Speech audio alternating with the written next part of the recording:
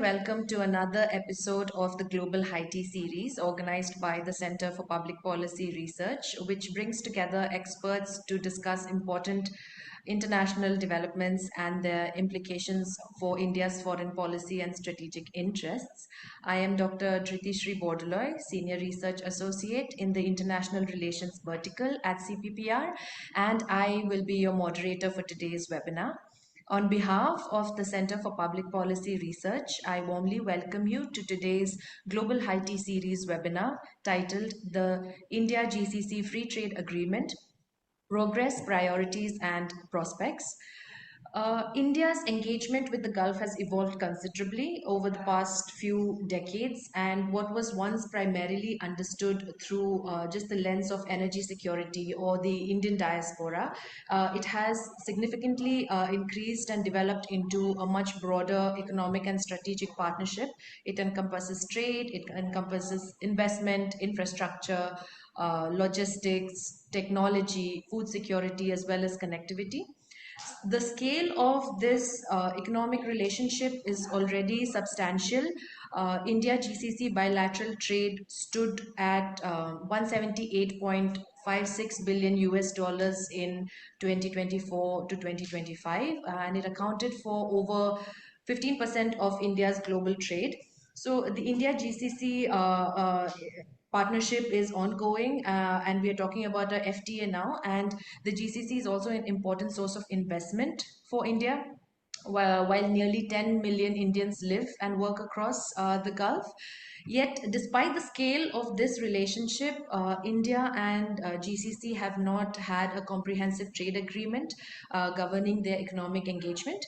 The two sides had signed a framework agreement on economic cooperation in 2004, and formal FTA negotiations began in 2006, before which it was suspended in 2008. And since then, India's engagement economically with individual GCC countries has strengthened and deepened considerably, including the India UAE CEPA, and most recently India Oman CEPA, which entered into force very recently in June of 2026. So it is against this backdrop that India GCC signed the terms of reference for the free trade agreement on 5th February of this year. This was followed by a joint statement on 24th of February 2026, formally launching negotiations for a comprehensive India-GCC FTA. And it is important to also emphasize that this agreement is still under negotiation. There are therefore no FTA tariff benefits or preferential market access provisions in operation yet.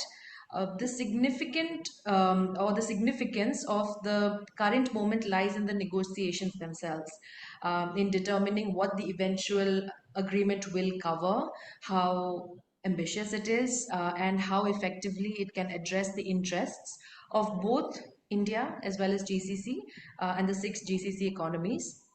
The negotiations are also taking place at a particularly important time. Both India and the Gulf countries are pursuing economic diversification, while global trade is also being reshaped by geopolitical tensions, by supply chain disruptions, and increasing competition for investment and technology.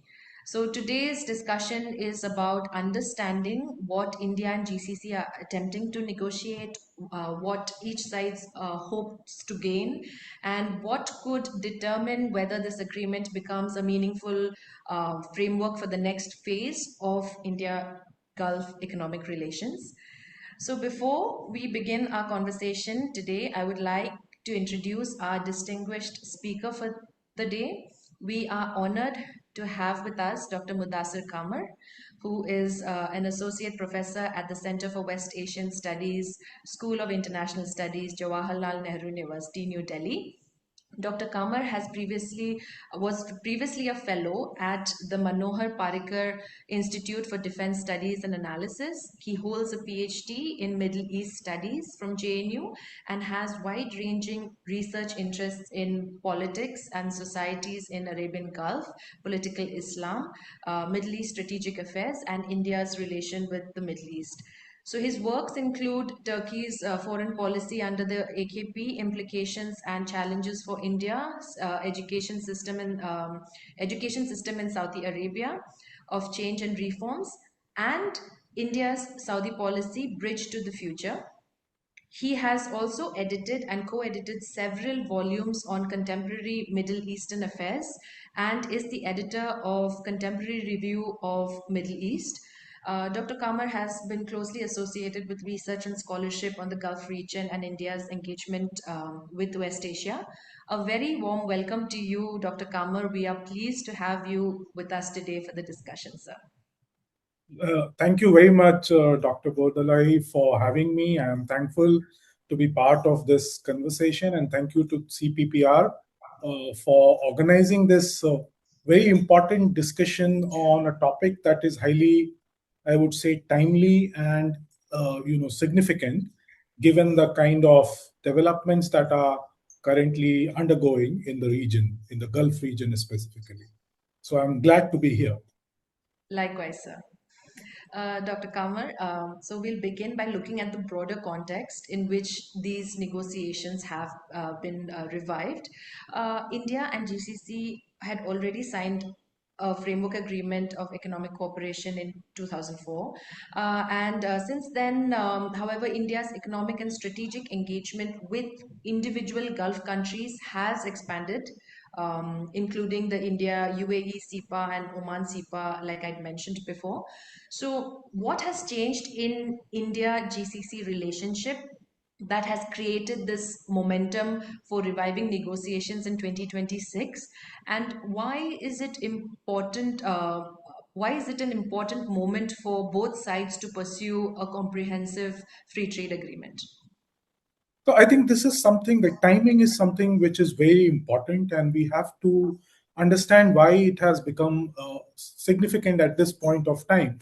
Just to take you back, when it comes to the India GCC negotiations, the framework agreement that was signed in 2004, then the first round of negotiations were held in 2000, between 2006 2008. At that point of time, we were in the two, India and the GCC were very close on the verge of having a FTA agreement. But at that point of time, the GCC countries were trying to figure out, whether they need to have an individual state-oriented trade and business policy, or need to have a collective GCC policy. And eventually, they decided that they would go their own individual way, which is why India GCC negotiations could not take forward. Now, the GCC, especially because of the changes that are coming in the GCC's economic approach and the kind of geo-economic situation that prevails today in the world, and thirdly, in terms of energy transition that is going on. So these are the three factors that has created a situation where the GCC countries have again started to look for a more unified kind of economic approach. So they have also signed FTA with other parts of the world, including UK, and are negotiating FTA with other countries in the world as well. For example, Malaysia, South Korea, Malaysia, Turkey. So India is one of the countries that they are negotiating. From an Indian point of view, this is a very important region. For example, if you look at as a bloc, the GCC is the largest trading bloc for India. And second, the kind of opportunities that the GCC countries offer in terms of trade, in terms of partnerships in sector-wise partnership, in terms of ability to diversify, in terms of expanding India's external trade relations, business relations, two-way flow of investments, and so on. So there is, I would say, a convergence between the GCC countries' economic policy and India's economic policy at this point of time, which I think has led to a revival of the FTA negotiations, especially in the context of India signing FTA with UAE and then Oman and with some other countries as well. There has been FTA with EU and other countries.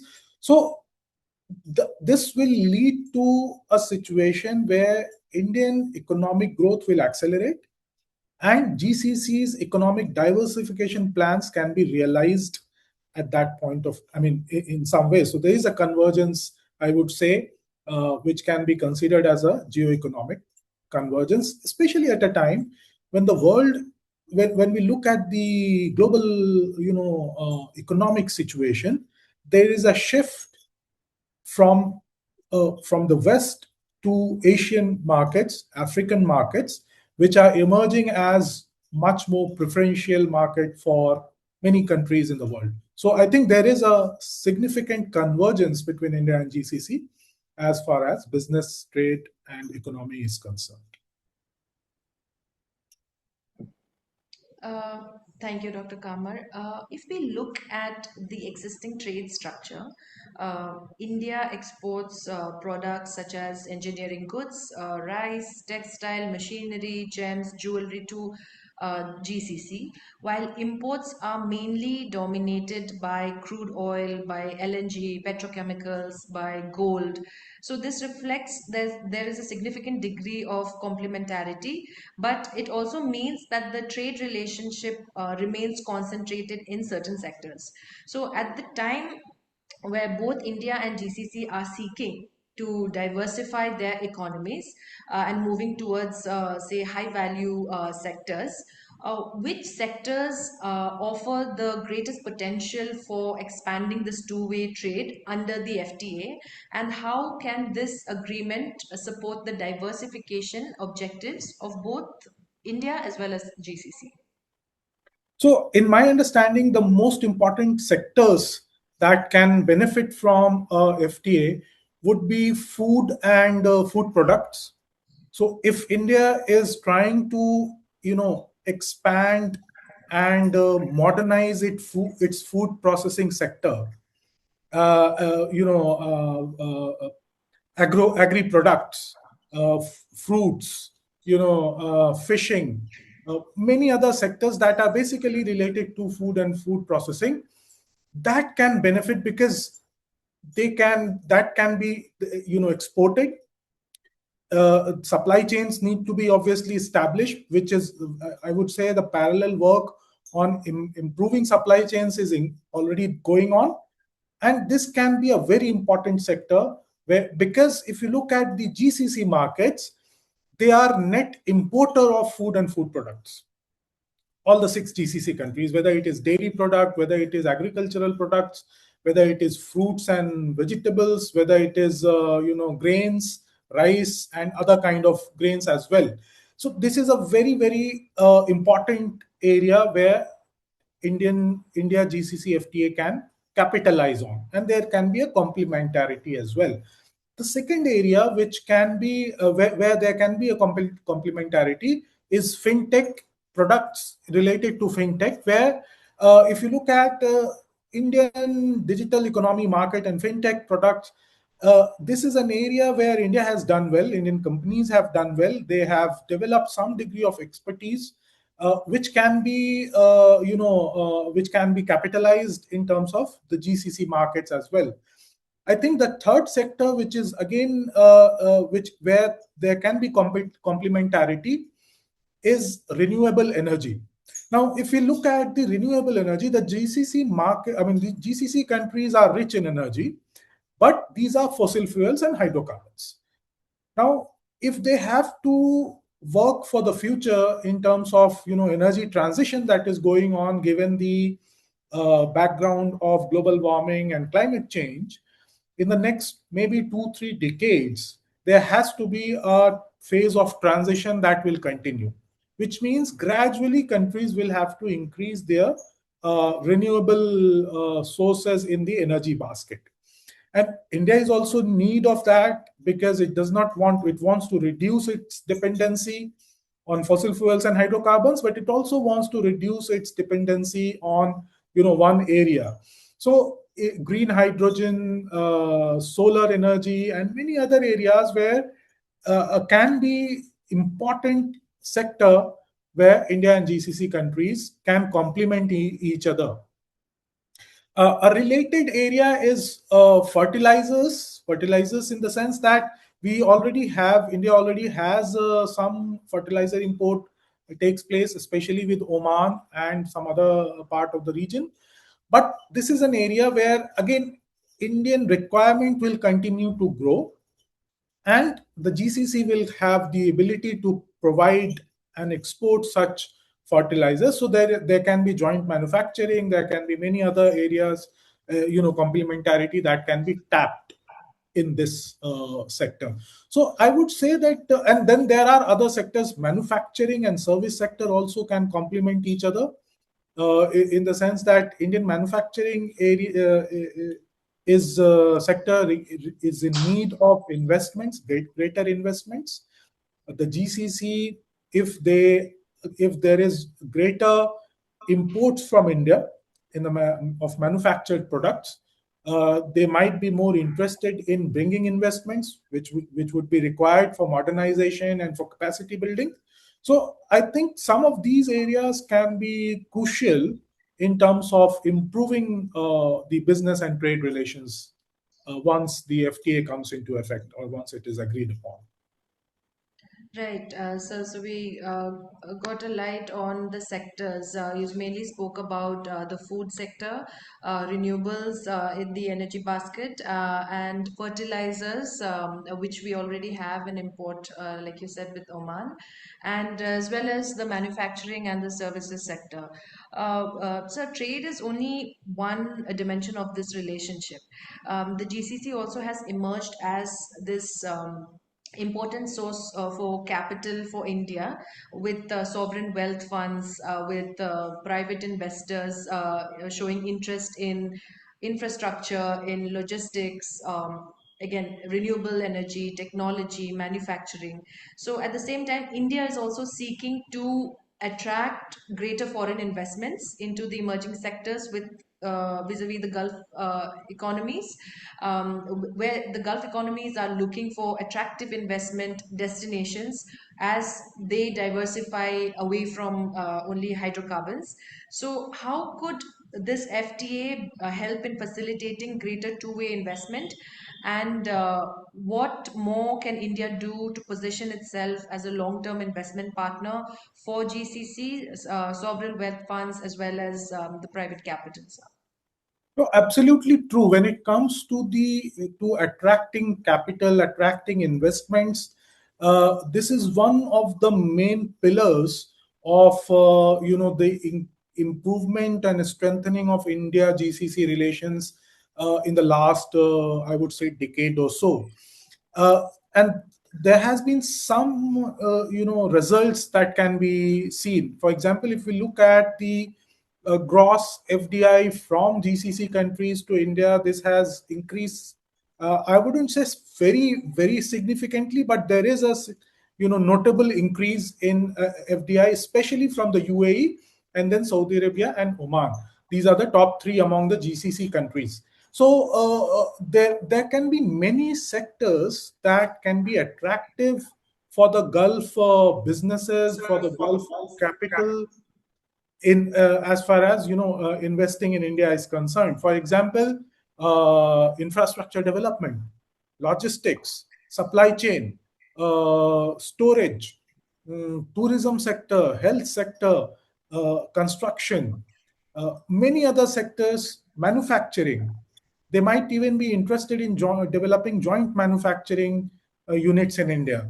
So there is, I would say, there is no one sector where they might be focused, because they are looking for a very diversified kind of portfolio when it comes to investments and diversified sectors that they are looking for. There is just one problem. This discussion has been going on for quite some time.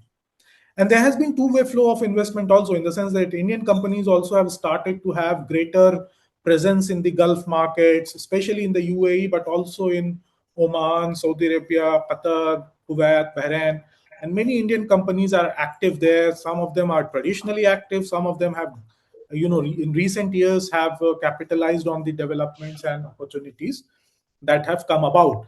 But there is one problem area in the when it comes to the Gulf investments, the Gulf businessmen or Gulf businesses are looking for, uh, more organized business structures and bigger mega investments, because the capital is huge and they do not want to do piecemeal investments. They are looking for mega projects. For example, if I would recall, there was this plan for a Ratnagiri refinery project in Maharashtra, which ADNOC and the Saudi uh, oil company, both of them had come together with some of the Indian oil companies, and they wanted to build a refinery project, refinery plant there with huge mega investment. I think the plan was to have 800 several billion investment plans was there. So they're looking for that. That did not materialize because of some domestic problems. There were some other plans also that were there in terms of investment that have not really materialized. For example, another issue was that after I2U2, there was a lot of discussion about GCC investments in the food sector, food storage, supply chain, and all that. That has also been slow. And if we look at discussions with GCC partners, what they face is that whenever they want to bring an investment in India, it prolongs the process of investment discussion, discourses.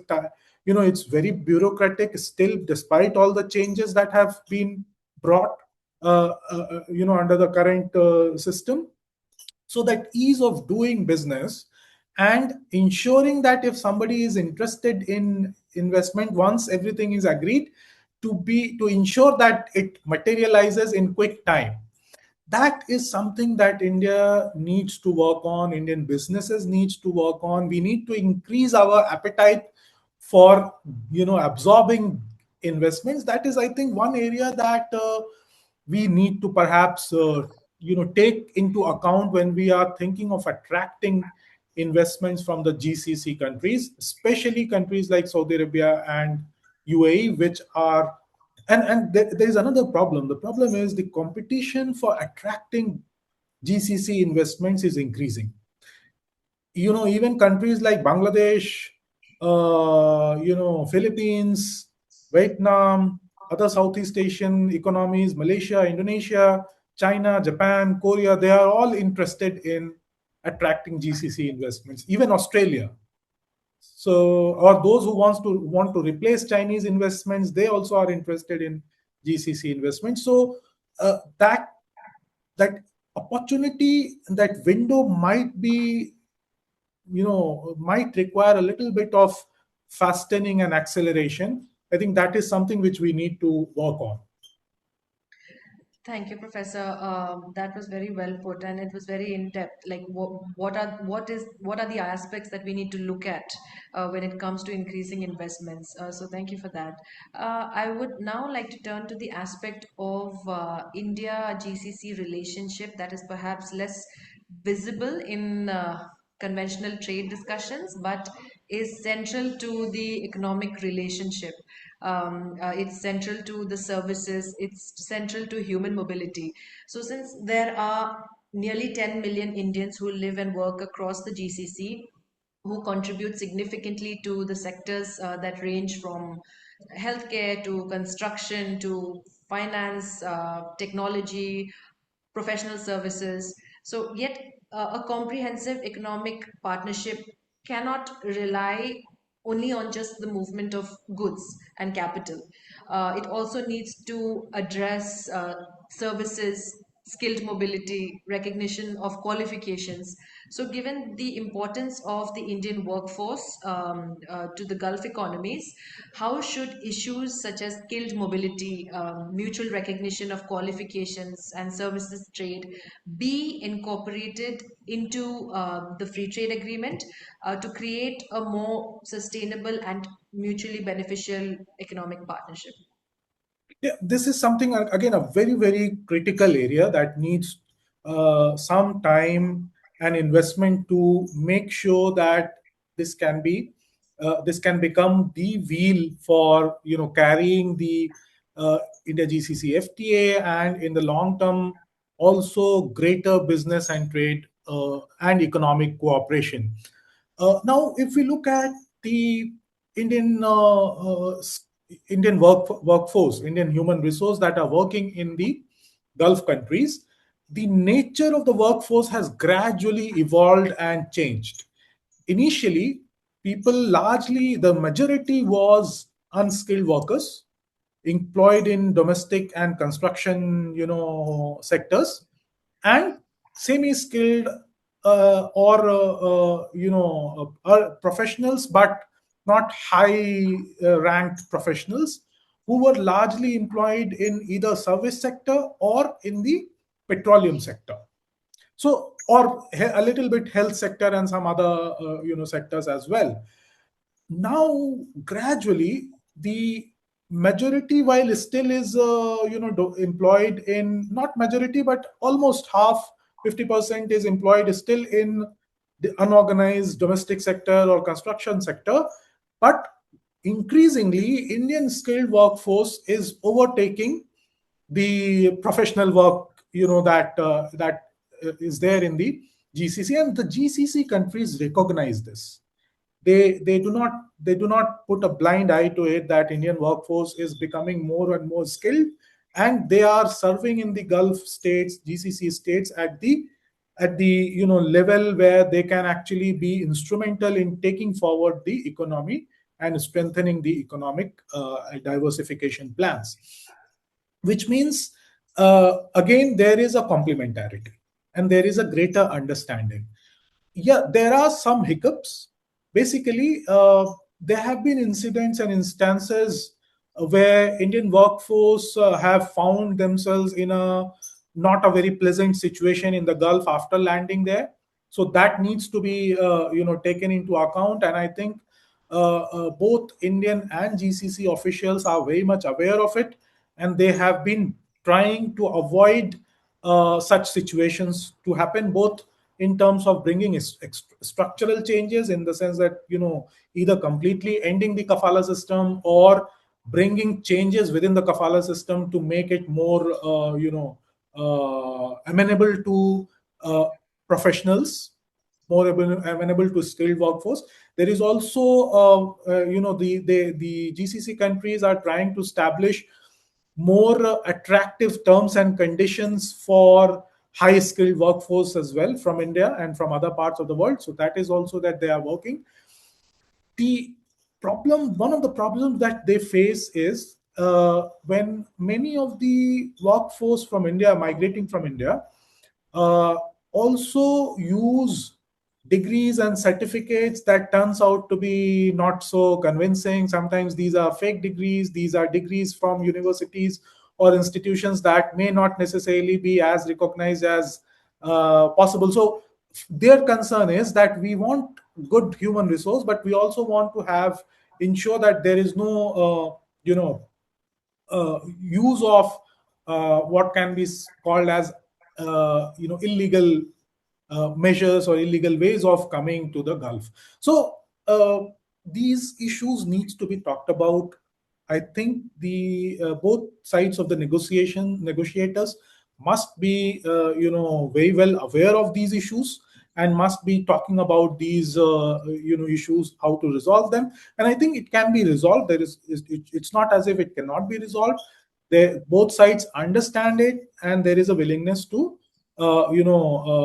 ensure that each other's concerns are taken into account while discussing all of this. So I would say that there is one more aspect that has been discussed in some papers and some discussions, that how would the nationalization plan, that is one of the major component of the diversification plans and economic development plan in the GCC countries, affect Indian human resource, Indian workforce, either working or migrating to the region.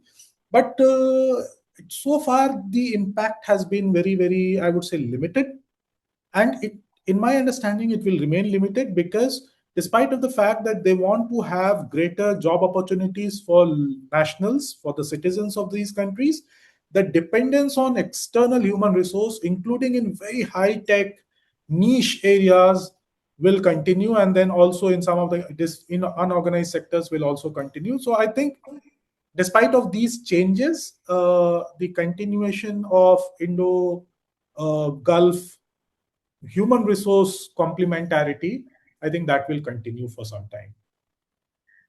Professor, another important feature of the proposed FTA is that it is being negotiated at a time when the definition of trade itself is changing rapidly.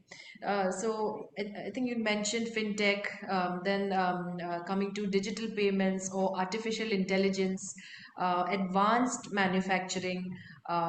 We touched a little bit about renewable energy. Then there's also critical minerals that are becoming increasingly important components of economic competitiveness. What opportunities do you see for India and GCC to use the FTA as a platform for cooperation in the digital economy and these emerging technologies? And could these areas eventually become strategic significance as traditional sectors such as energy and commodities? Yeah. This is a very important area where the I think where the emphasis would be, and it would be a more futuristic emphasis in the sense that you need to prepare for tapping these areas for the future. The AI, emerging technologies, fintech, we have already discussed about, digital economy, critical minerals, chips, many new robotics. For example, space exploration also, now that private companies are also getting into space exploration. Sometimes some of the issues related to defense and security sector, manufacturing and business.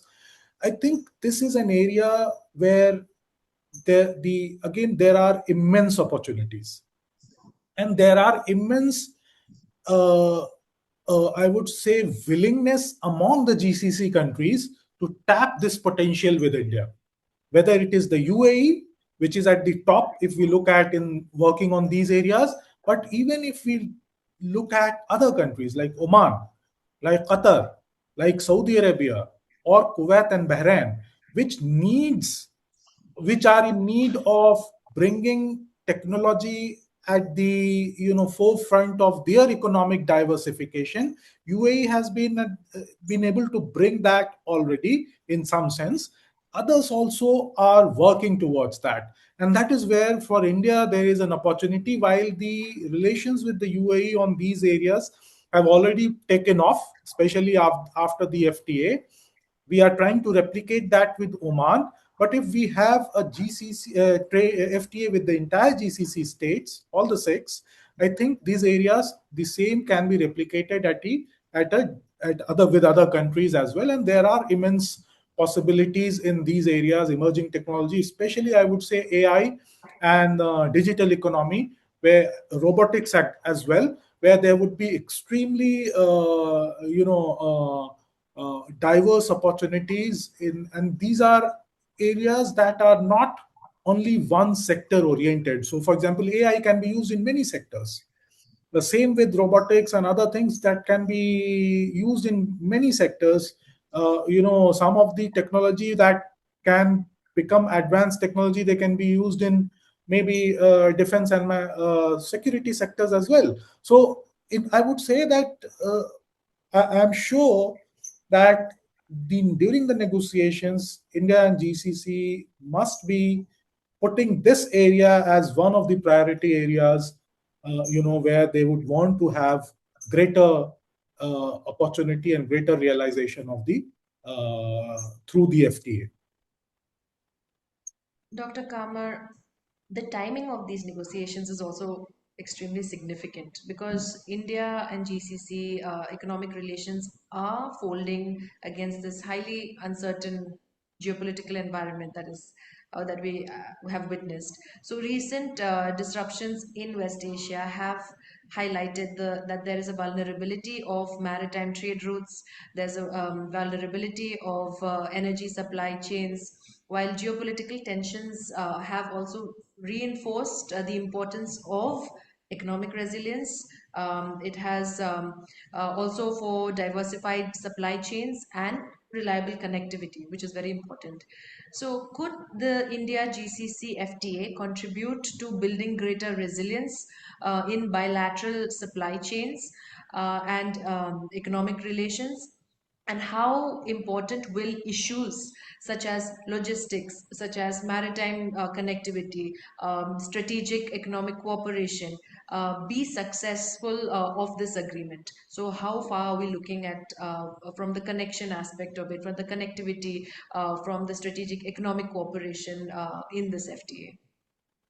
Now, if we look at the kind of security situation that currently prevails in the region, this is a serious problem.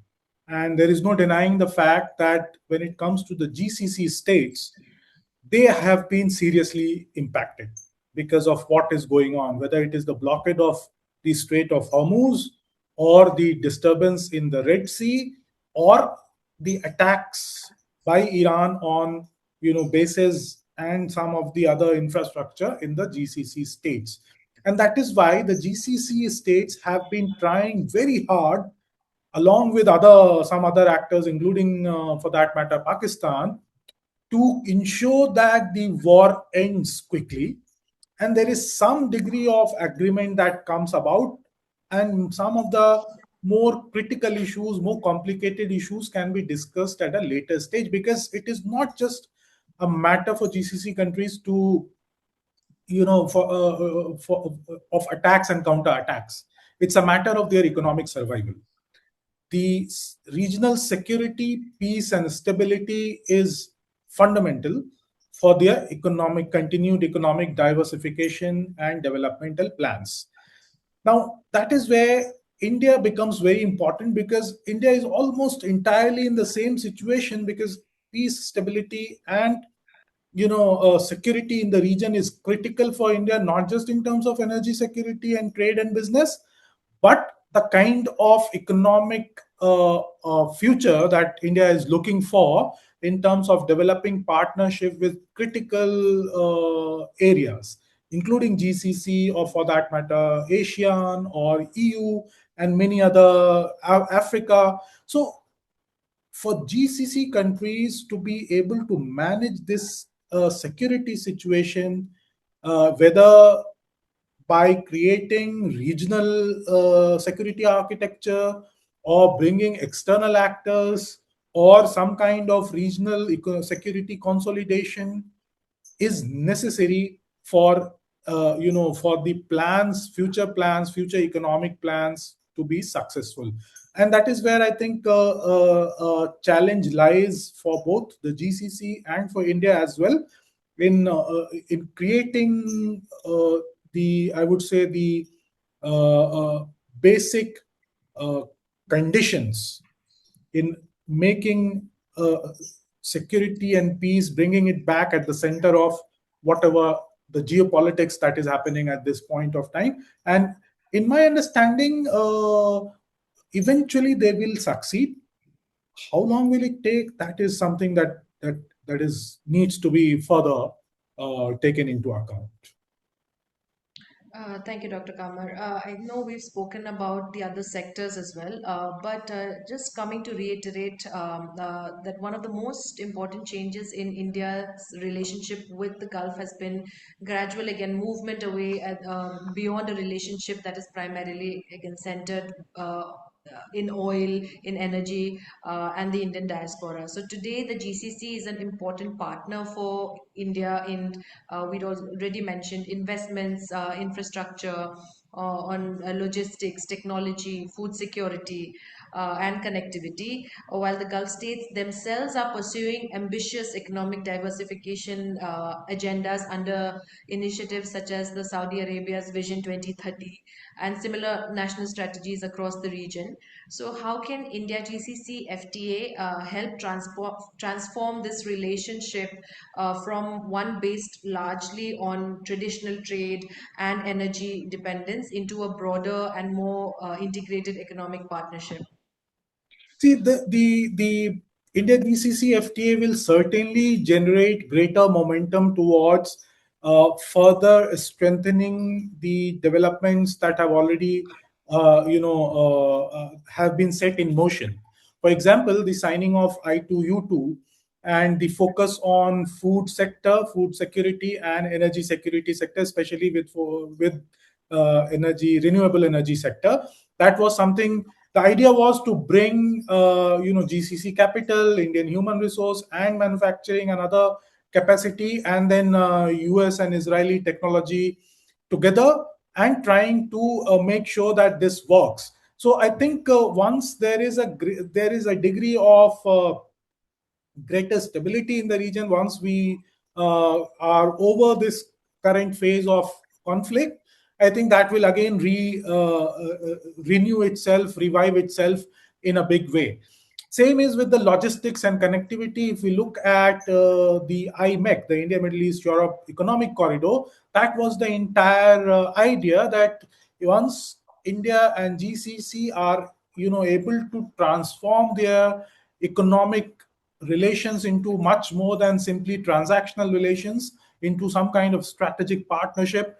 Countries like Saudi Arabia, UAE can help in terms of building that connectivity to the Eastern Mediterranean region and to Europe. So that is something again which is very, very important. And in my understanding, despite of the fact that many analysts have seen the October 7 attacks and the developments that have happened so far since then, the October 7, 2023 attacks, has led to writing IMEC off as a possibility in terms of connectivity project. But I remain hopeful for a very simple reason, that it was never in my understanding conceived only as a competitive or single-handed connectivity that was exclusive. It was supposed to be logistic and supply chain development that will connect the existing infrastructure, build whatever is missing in between, and then create opportunities for complementary connectivity projects. So Qatar can also join in case eventually there is a greater possibility. Oman can join. Other countries, for example, Egypt can join. Turkey can join through Iraq and Syria. So it's a in the long term, it can create greater opportunities for regional integration. That is something which is missing in the region at this point. Obviously, I might sound very optimistic given the kind of bleak situation that we are faced today. But I think the only way forward for the region to really overcome its challenges are through creating greater interdependencies, and only then perhaps there can be a future that is more peaceful. So my understanding is that India GCC FTA will help in taking us a step or two closer towards a more complementary economic relations, and it would be more strategic in nature than simply transactional. Especially because India India is not just looking for if basic business ideas, or simple transactional trade and business, because for India also it is very important that its manufacturing sectors, its small and medium businesses, its industries have to flourish, because the demographic situation that India currently is in, there is no other way than to strengthen your economic structures and ensure that you have greater global economic complementary cooperation, so that the large young population that India has the opportunities, economic opportunities, which will be, I think some of these scholars have warned that India needs to tap its economic, its demographic potential. Otherwise, this demographic dividend can become a demographic burden. So I think that is something which needs some urgency. And although India GCC FTA would be just one part of it, but it can be a very important component in the larger, economic structures that India needs to, develop in the future. Dr. Kamar, you spoke about positivism, being positive. So while there is considerable optimism surrounding the negotiations, concluding a comprehensive FTA between India and the six-member economic bloc will inevitably involve complex negotiations. So issues such as tariff concessions, issues such as non-tariff barriers, regulatory standards, services, investment rules, and as well as differing economic priorities that will need to be addressed. So there is also the broader question of how geopolitical developments could affect trade and connectivity between India and GCC. So given the complexities and looking ahead, finally, I want to ask you, what do you see as the principal challenge or challenges that could delay this negotiation further or complicate the negotiations? And if we look ahead over the next, say, decade, what would be a successful India GCC FTA? How would it actually look like in terms of trade, in terms of investment, as well as, like we had already discussed, broader strategic partnership? Yeah, so I would say there are three, four, layers of complexities that needs to be taken into account, and that needs to be, discussed and dispelled for the negotiations to succeed and for India GCC FTA to really be realized and flourish. One of the most important issues is the taking into account the interest of many of the businesses and sectors in India. For example, the jewelry sector. This is an area where that might be affected in a, for example, there were discussions just after India UAE FTA and India Oman FTA, that how would the jewelry sector would be affected, especially the diamond, diamond merchants, jewelry manufacturing, refining of these precious metals and precious stones. So this is an area where there might be some degree of complexities involved that would need to be discussed and dispelled, in the sense that whatever concerns of the GCC countries might be, or whatever concerns of the Indian businesses might be, that needs to be taken into account. The second area is, and this can also be related to a very similar issue, can be related to the food and food processing sector in India. For example, if you look at the farming and agricultural sector in India, it's a very, very sensitive sector. It is a highly politicized sector, in the sense of what can be done and what cannot be done, what cannot be touched. So that is an area that would require some degree of, I would say, a nuance and subtlety in how to manage that, where Indian interests need to be taken into account. But at the same time, the GCC countries might be more interested in both these sectors. So that is something that, especially in terms of investment, especially in terms of bringing their businesses in India and creating that kind of complementarity. So I would say that these are the two sectors. If we look at sector-wise complexities, these two sectors can be a little, might require more time.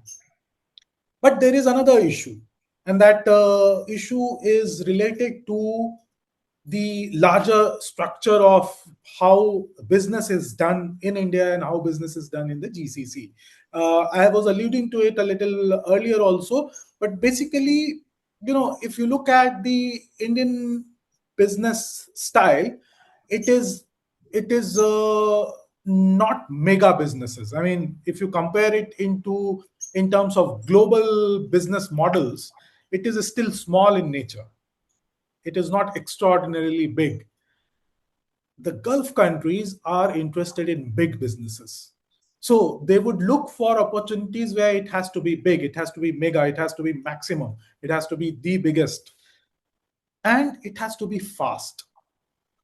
Indian business style or Indian working style is slightly slow and chaotic. I mean, you would never be able to understand something. What are the issues? What are the steps that needs to be done? That requires a degree of familiarity with the Indian way of doing things. While the GCC mercantile style is very business like, very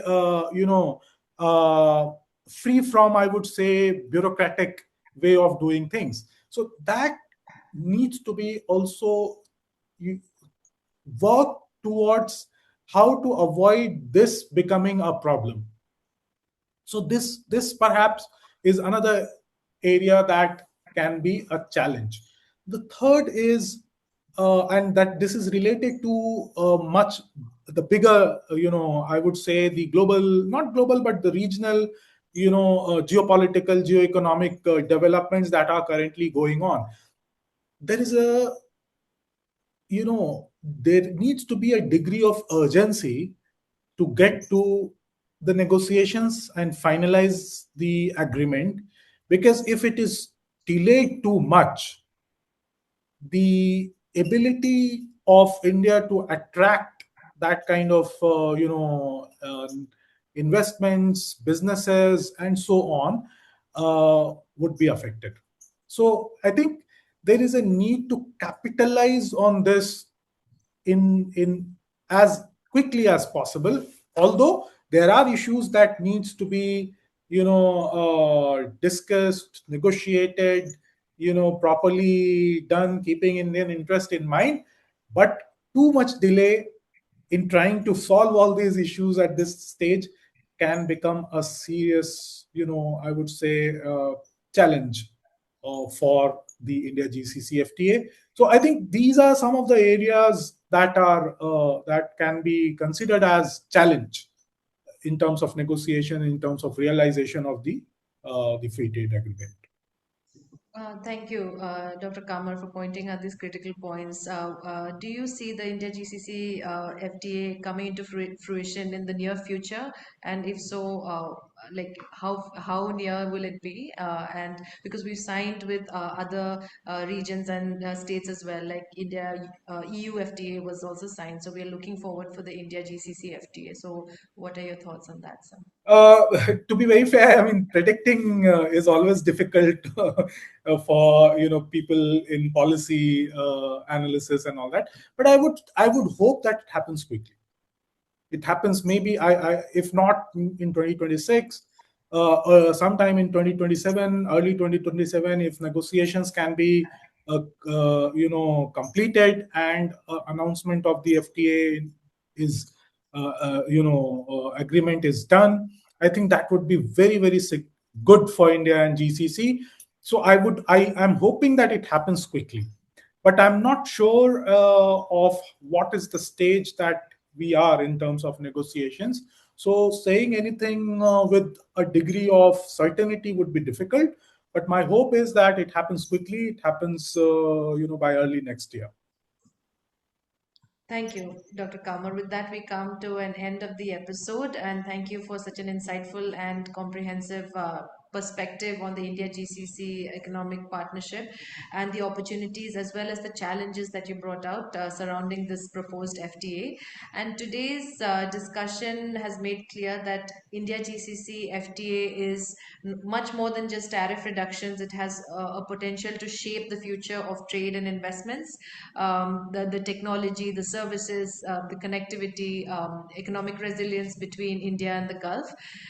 As both sides also pursue the level of different levels of economic diversification, and they navigate increasingly uncertain global geoeconomics, geopolitics, the agreement could also become an important instrument for taking an already substantial relationship towards a more deeper and more integrated strategic economic partnership as well. So I would also like to extend our warmest thanks to everybody who joined in today to watch this episode, researchers, students, policymakers, professionals, and all those who are interested in India's engagement with the Gulf. On behalf of the Center for Public Policy Research, thank you once again, Dr. Kamar, for joining us and sharing your valuable insights. It has been a pleasure. And we hope today's discussion has provided to the listeners a deeper understanding of India GCC FTA and the possibilities that it holds for the future of India GCC economic relations. Thank you and have a Thank you very wonderful much. day. Thank you for having me. It was a pleasure talking to you, Dr. Bordalai, and with talking to the audience here with the Center for Public Policy Research. And I hope that certainly it would generate more interest in Indo-GCC relations and India-GCC FTA. Thank you for having me. It was a pleasure. Thank you, Dr. Kamar.